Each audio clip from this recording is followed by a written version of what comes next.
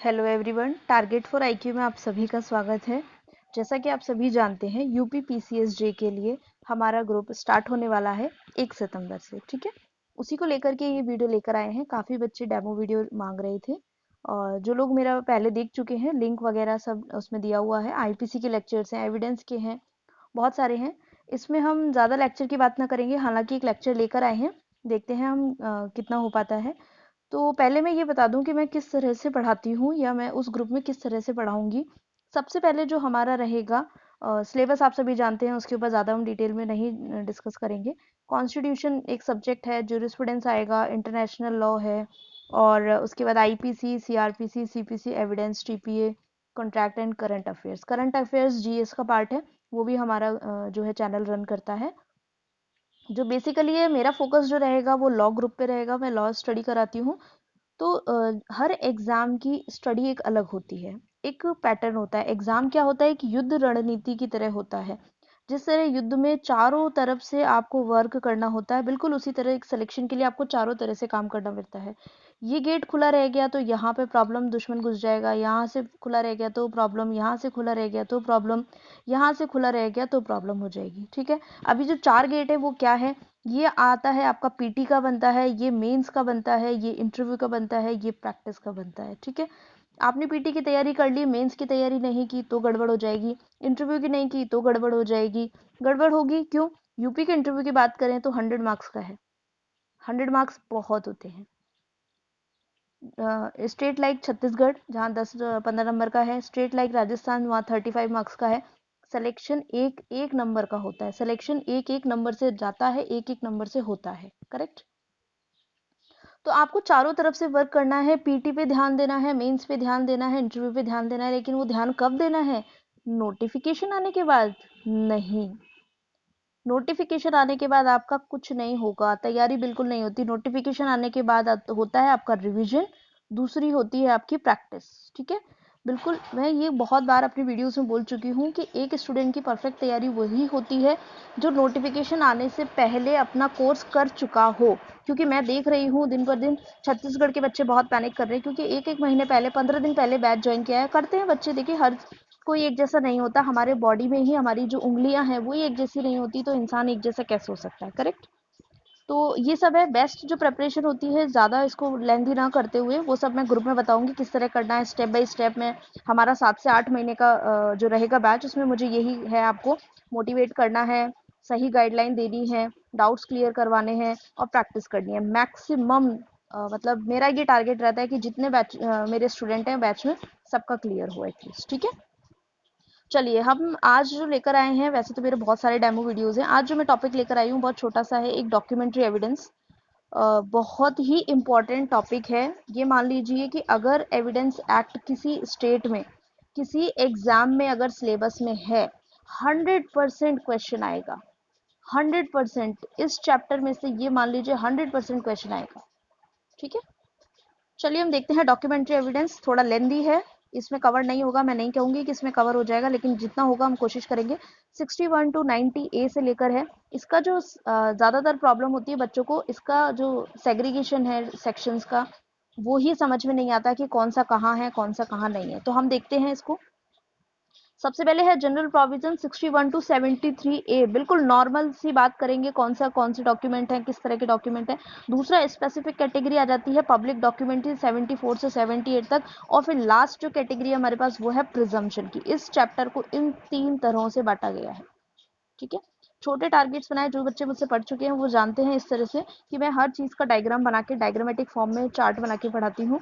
और काफ़ी अच्छे चार्ट प्रिपेयर कर रखे हैं, मैं उसे यूट्यूब पे शो नहीं कर सकती अनफॉर्चुनेटली।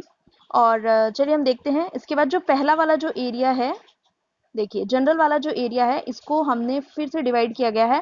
फर्स्ट जो कैटेगरी हमारे पास वो है डॉक्यूमेंट्री एविडेंसेस की, वो है 61 to 66। फिर आता है इलेक्ट्रॉनिक एविडेंस, और ये बहुत सारे, क्योंकि बहुत बड़ा है तो इसकी बात नहीं करेंगे।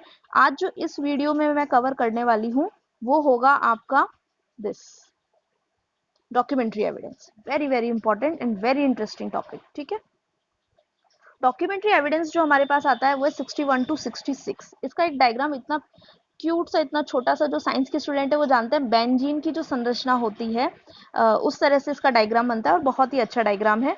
एक बार में आपको याद हो जाएगा कौन सी चीज कहाँ से जा रही है। मैं थोड़ा सा यहाँ बना देती हूँ क्योंकि इसमें क्लियर नहीं है। इस तरह से बनेगा।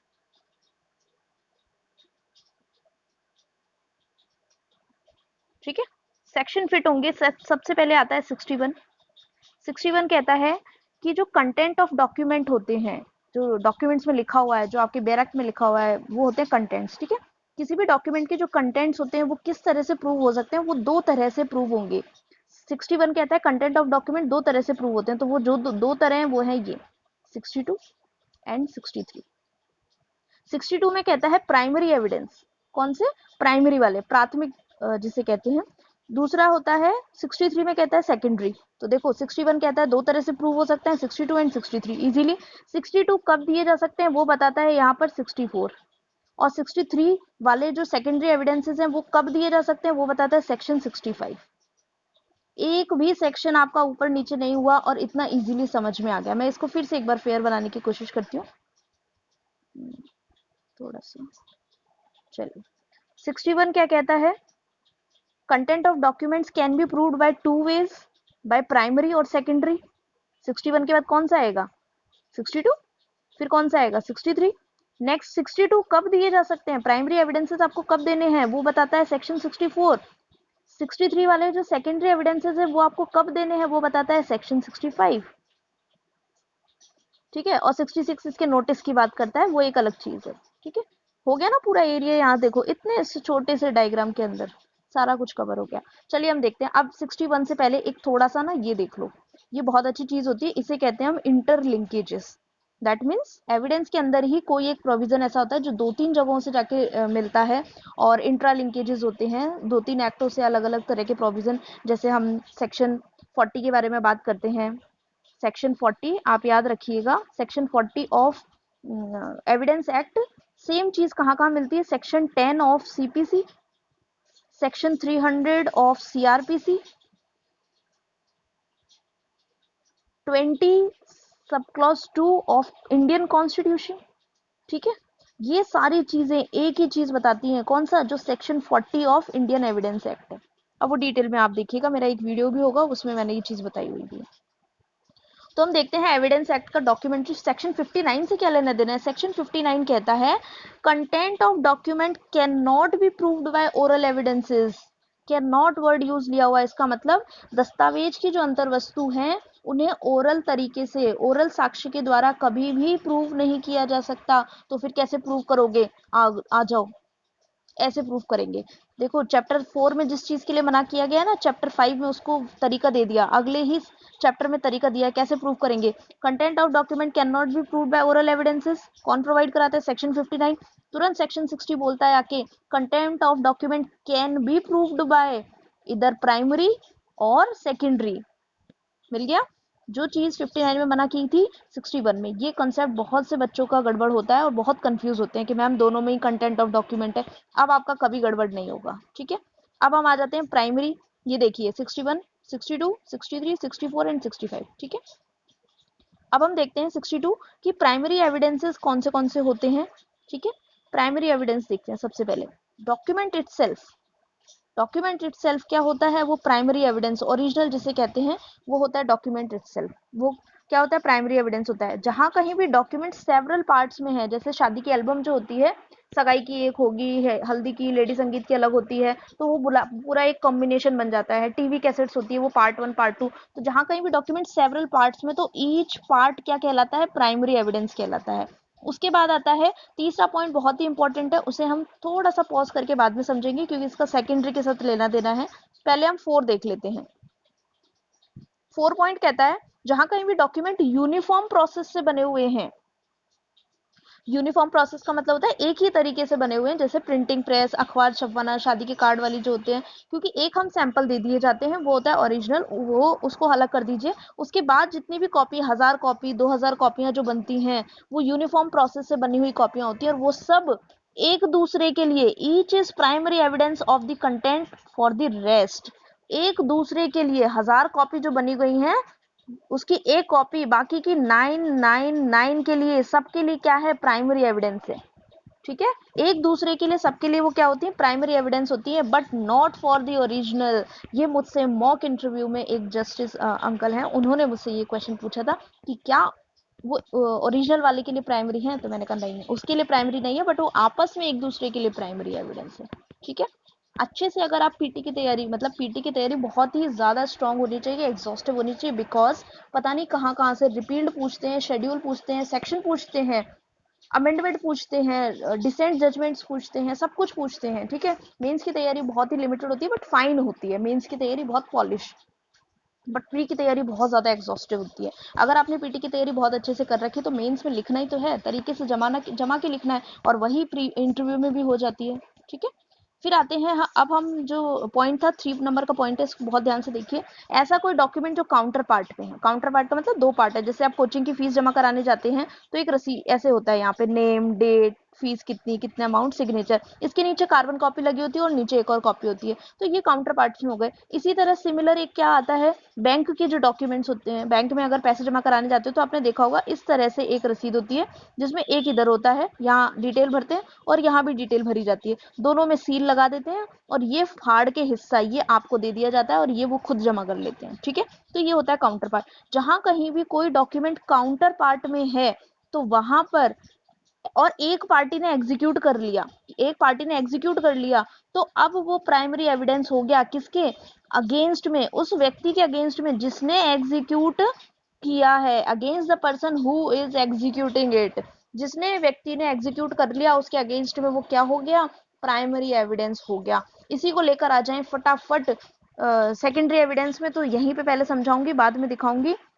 वे document is in counterpart same है, एग्जीक्यूटेड बाय वन पार्टी, ठीक है, देन इट इज सेकेंडरी हो जाएगा, सेकेंडरी वाले में it is secondary against the party who is not executing, यहाँ पे क्या वर्ड आ जाएगा, नॉट एग्जीक्यूटिंग इट। ठीक है, एक तो सेकेंडरी हो जाएगा और किसके विरुद्ध होगा, जो एग्जीक्यूट नहीं करा रहा है, बस इतना सा याद रखना है और वो वाला पॉइंट क्लियर। और यहीं से कंफ्यूज बना बना के घुमा के सवाल आता है, बच्चों का कंसेप्ट ही क्लियर नहीं हो पाता। ठीक है, इस तरह से आप पढ़ोगे, एक एक शब्द को ब्रेक डाउन करोगे ना, तो आपको कभी किसी की जरूरत ही नहीं पड़ेगी। आप बैरेक्ट, मान लीजिए कोचिंग में कितने बैरेक्ट पढ़ लेंगे, 50-60।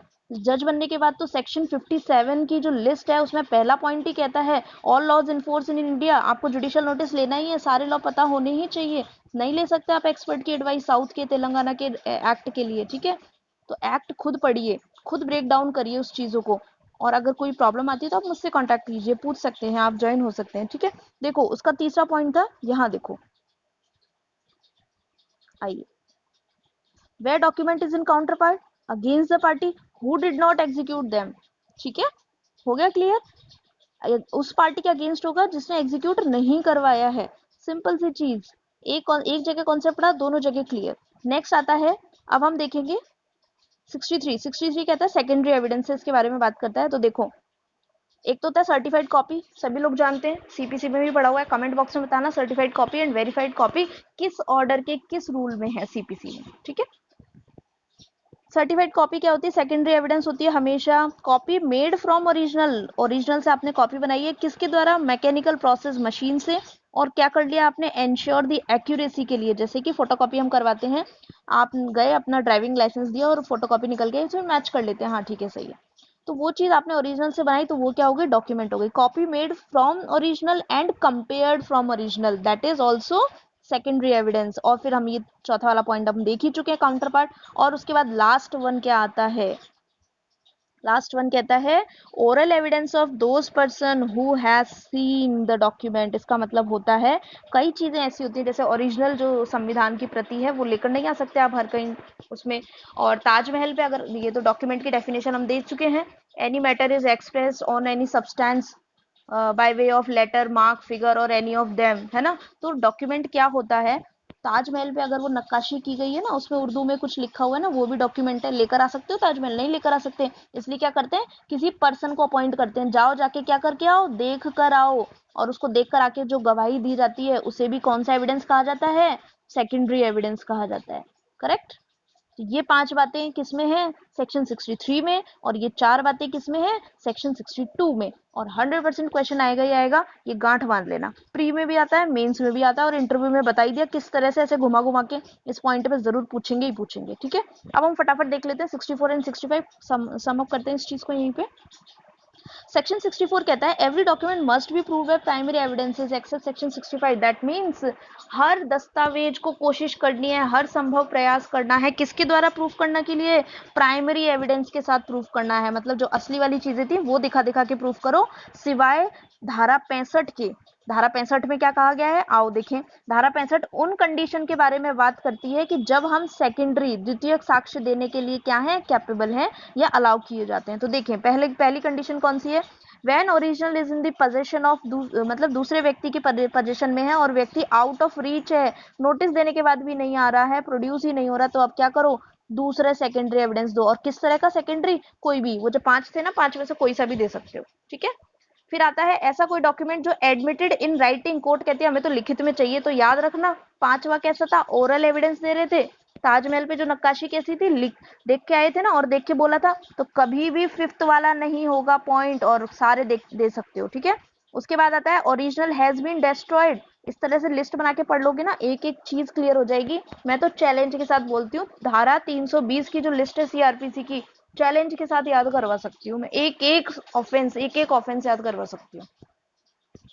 चलो, ओरिजिनल हैज बीन डेस्ट्रॉयड और लॉस्ट, अगर ओरिजिनल खो गया तो क्या कर सकते हैं, all secondary can be given, सारे दे सकते हो। ये यहाँ से प्री के सवाल आते हैं, नॉट इजीली मूवेबल, तो सारे दे सकते हो। ठीक है, और ओरिजिनल पब्लिक डॉक्यूमेंट है, इसका तो डेफिनेटली 2-3 स्टेट में तो मैंने देख लिया है।